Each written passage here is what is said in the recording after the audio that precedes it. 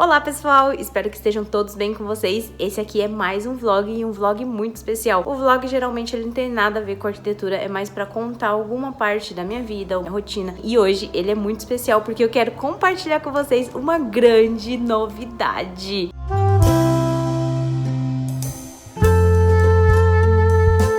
Já tá no título do vídeo, né? Eu acredito que não tenha muitas surpresas, porém, eu quero muito compartilhar com vocês. Primeiramente, eu quero pedir desculpa pela minha voz, porque semana passada eu tava com gripe, tomei vacina da gripe e deu reação, então eu tossi tanto que minha voz acabou sumindo, praticamente. E agora ela tá voltando. Era pra eu ter gravado esse vlog na semana passada, porém, né, como a minha voz tava horrível e tava tossindo sem parar, então eu tive que adiar um pouco pra gravar hoje. Eu vou contar por que era pra ter gravado na semana passada, por que eu queria ter gravado na semana passada. Deixa eu compartilhar aqui com vocês, né, a novidade. Não dá pra ver muito bem direitinho, mas tá vendo, ó, tem dois risquinhos aqui. E é isso, gente, é isso. Já tava no título do vídeo, eu sei, mas eu queria muito compartilhar. Tá bem clarinho, tá vendo? Tá bem clarinho e eu fiquei com uma certa dúvida. Aí eu peguei e fiz outro. E aí também deu bem clarinho, mas dá pra ver aqui, ó, né? Dá pra ver que tem positivo aqui.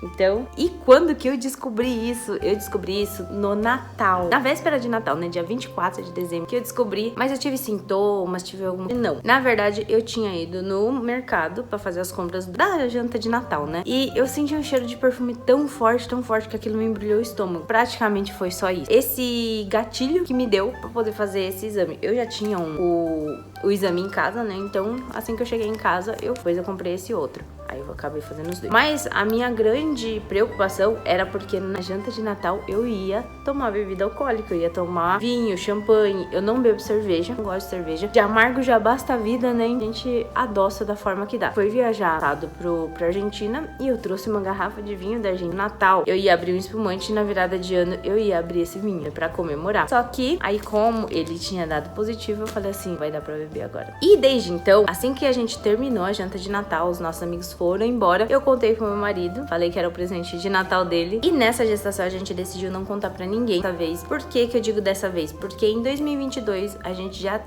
foram duas gestações que foram interrompidas. A primeira vez foi em agosto, a gente acabou perdendo de forma espontânea, né? Começa a ter o sangramento, e acabou perdendo. Foi bem no comecinho, foi a primeira vez, foi um choque. Eu sabia assim, eu fiquei grávida e agora? O que eu posso fazer? Não sabia nem se eu podia descer a escada. Não tinha informação nenhuma. Durante todo o processo a gente conheceu médicos, profissionais e eles explicaram o porquê que acontece essa interrupção, né, essa perda gestacional. Logo no início é muito comum, a gente acabou ficando mais ciente disso. Segunda vez foi em novembro, muito próximo um do outro. Eu ficava preocupado com a questão do sangramento, porque foi da forma que eu perdi a primeira vez. Não teve sangramento, tranquilo. E no final de dezembro, quando teve a consulta, né, de pré-natal, consulta de rotina, a médica viu que o coração não estava batendo. Então ela suspeitou por retido, que é quando não tem sangramento, ele fica dentro, né, do útero, só que ele não evolui mais. Ela deu essa suspeita, foi quando a gente correu fazer exames, só que era no dia 29 de dezembro, já tá tudo fechado, o laboratório tá fechado, eu acho que era numa sexta pra sábado, não lembro exatamente, mas eu sei que era muito assim, já, sabe, próximo da virada de ano, tava tudo fechado. Perguntou se queria passar a virada de ano e resolver isso depois, ou então resolver isso antes. Como eu já tava com diabetes gestacional, eu falei pra ela que eu queria saber disso, né? Porque se não tivesse evoluído, na virada de ano eu ia comer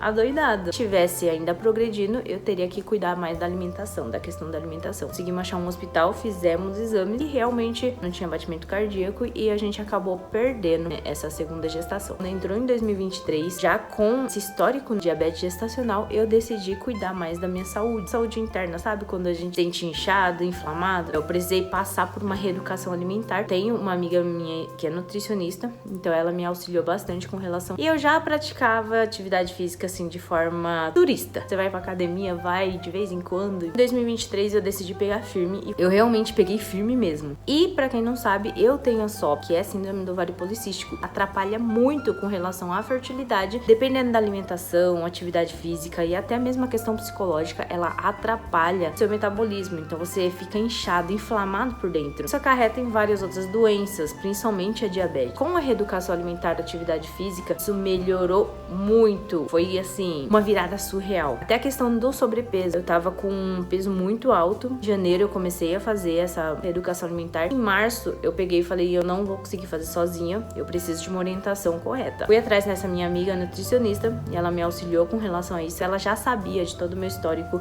da perda gestacional, até porque ela é pessoal, então ela já conhecia todo esse histórico e me ajudou a tratar isso com a alimentação. Baixo consumo de açúcar, gordura, farinha. Eu demorei, né, de janeiro até março. Eu tinha muito receio da questão de dieta. Eu sempre tentei fazer e eu falava assim, eu não consigo. Eu tenho que cortar as coisas que eu gosto. Eu não posso comer pão. É o arroz. A gente que é oriental sente muito falta do arroz. No começo do ano, eu cortei o arroz. Dei o carboidrato né? Que a gente mais, assim, acostumado a ver. Macarrão, o arroz. Só que eu vi que ainda tava muito devagar. Falei assim, vou conversar com ela. Eu tenho medo de dieta. Preciso saber o que é melhor pra mim. Conversei com ela. E ela é aquelas nutricionistas sem terrorismo nutricional, sabe? Ela trabalha essa questão da reeducação pra quê? Pra gente poder adaptar o nosso paladar e fazer essa alimentação a longo prazo. Uma dieta restritiva, são 30 dias. É uma educação, você levar isso a longo prazo, aplicar isso na sua vida. Ela não proíbe você de comer um doce, ela não proíbe você de ir a uma festa e comer uma coxinha, tudo questão de equilíbrio. Então eu aprendi ao longo de 2023 todo esse equilíbrio na alimentação. Foi quando eu consegui me desintoxicar internamente. E com isso também veio a atividade física, que eu já vinha fazendo as aulas coletivas na academia, dança, jump. Peguei muito mais firme com relação a isso e também musculação, porque musculação é uma coisa também que ajuda muito a queimar a gordura visceral. Eu acho que era isso. Desculpa se eu estiver errada, não sou dessa área, mas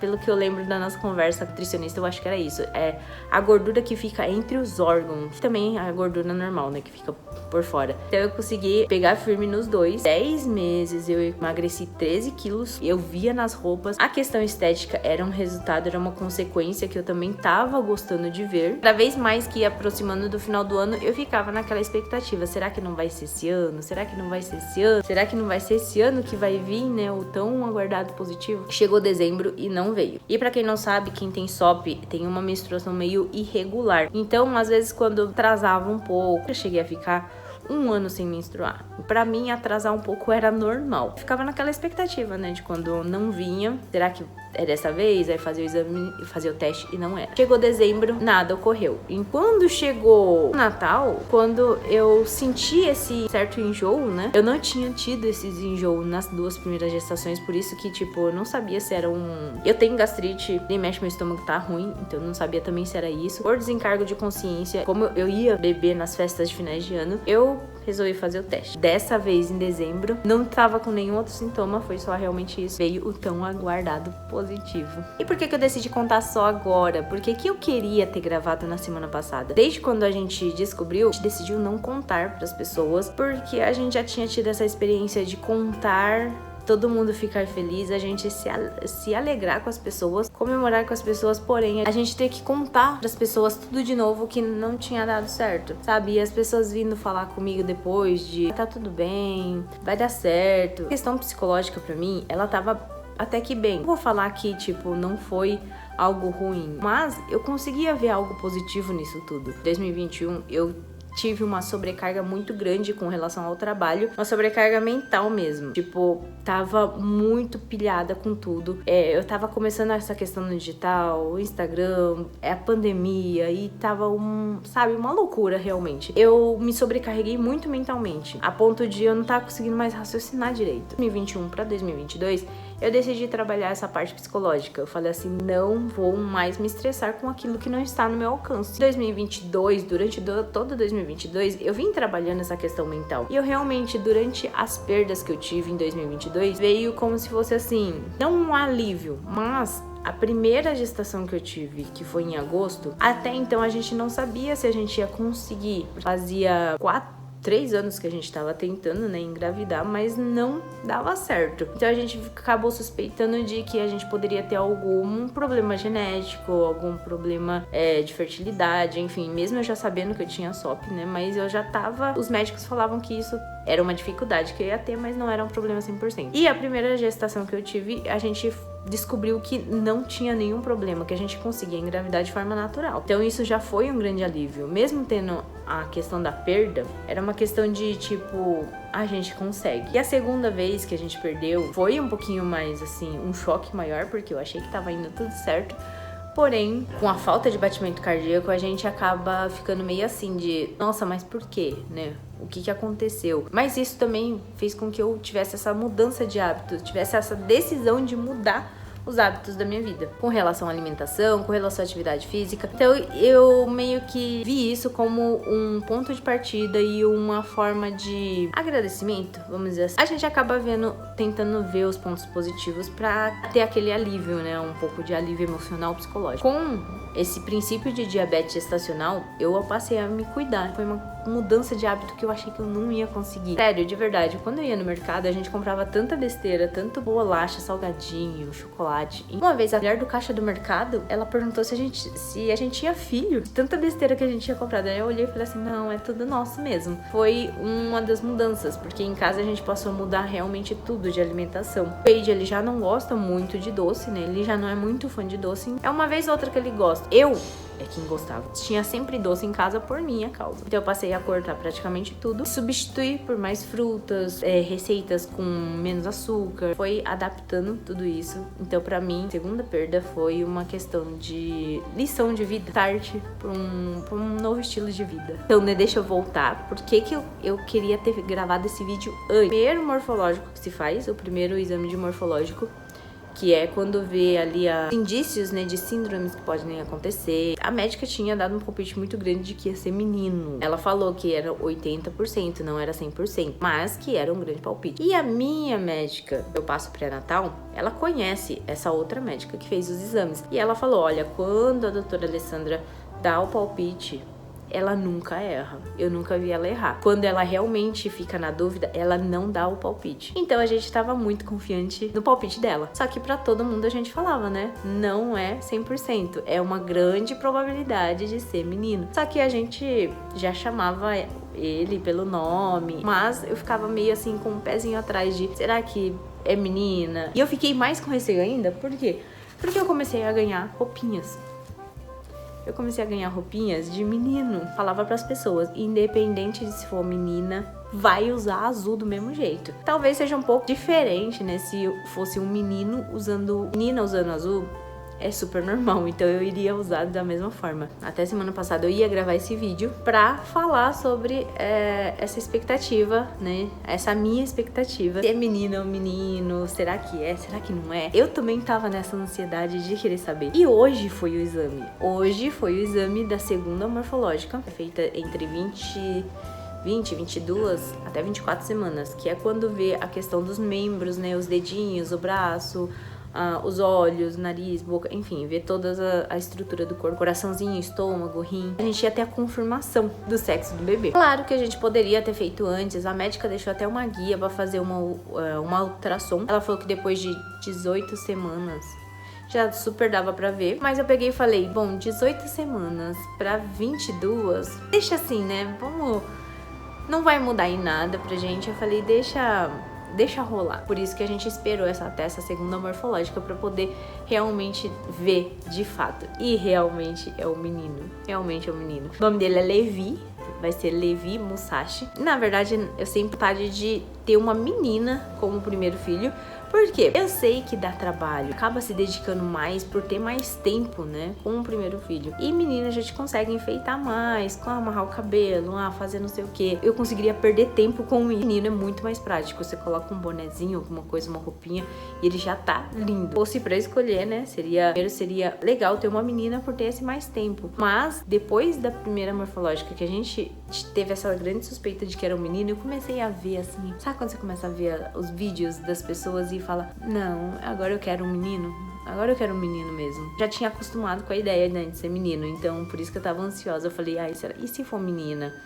Aí eu já quero um menino agora. Aquela ansiedade mesmo. Mas é uma ansiedade boa. E no final de tudo, Hoje foi comprovado, é um menino, é um menininho, o Levi tá vindo. Logo, logo vai ter vídeos dele também. Hoje eu tô com 23 semanas, que são 5 meses completos, eu tô no 6º mês. E a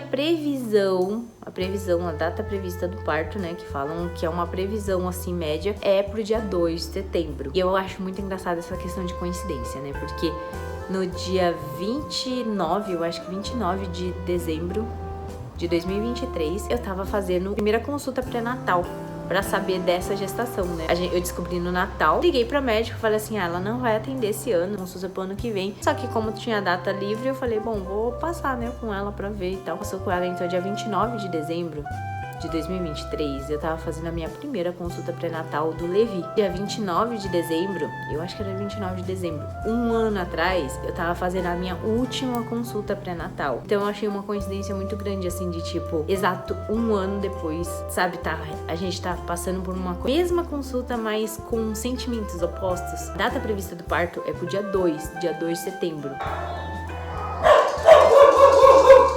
Data prevista do parto é pro dia 2 de setembro. Se pudesse escolher, eu escolheria no dia 1º de setembro.